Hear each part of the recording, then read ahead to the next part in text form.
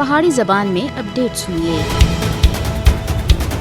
ہر گزرتے ہوئے دیہڑے دے نال بھارتی فوج وچ خواتین اہلکاراں کو جنسی ہراسانی اور ریپ دا سامنا ہے، جڑا فوج وچ بدتے ہوئے اخلاقی تنزلی اور مجرمانہ سوچ دا پتہ دیندا ہے۔ حال ہی وچ بھارتی فضائیہ دے افسر امتیش ہرمک کو اپنی خاتون ساتھی اہلکار کو آبروریزی دا نشانہ بنانے دے اوتے گرفتار کیتا گیا ہے، جبکہ متاثرہ خاتون دا آخنا ہے کہ فوجی افسر سن انہاں دے اوتے کیس کو واپس کرنے دے واسطے مجھ زیادہ دباؤ پایا سا۔ دسمبر 2020 وچ دوست دی ترنت تے ریپ کرنے دے اوتے ایک بھارتی کرنل دے اوتے اتر پردیش وچ مقدمہ قائم کیتا گیا سا۔ حیران ہونے والی گل یہ ہے کہ آبروریزی اور جنسی ہراسانی دے حوالے تھی کسی بھارتی فوجی کو سزا ملنے دی ہون تک کوئی بھی مثال موجود نہیں ہے۔ ان واقعات میں یہ گل واضح ہوندی ہے کہ بھارتی فوج وچ مساعد خواتین اہلکاراں کو جنسی تسکین دے واسطے ایک آسان ہدف سمجھا جاندا ہے۔ اتنا ہی نہیں بلکہ بھارتی فوجی کالے قوانین دی پشت پناہی وچ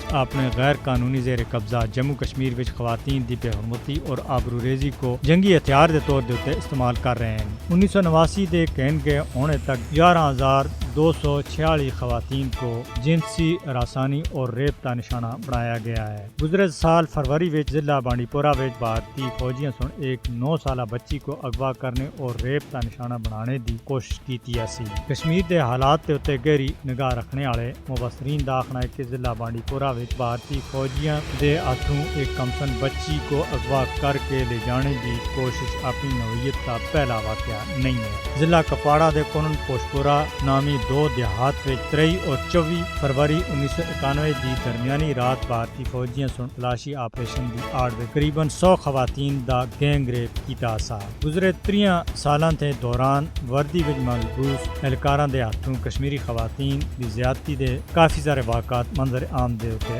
آئے ہیں، لیکن ہون تک کسی بھی وردی والے کو سزا نہیں ملی ہے۔ انسانی حقوق دی تنظیماں دی طرف تے 1989 دے بھارتی فوجیاں دے اوتے ریپ، بدفعلی، واٹر بورڈنگ، بجلی دے جھٹکے لانے اور سونے نہ دینے جیسے الزامات عائد کیتے جاندے رہے ہیں۔ اقوام متحدہ جیسے عالمی اداروں کو چاہیے کہ وہ ان تمام واقعات کی آزادانہ تحقیقات کرائے۔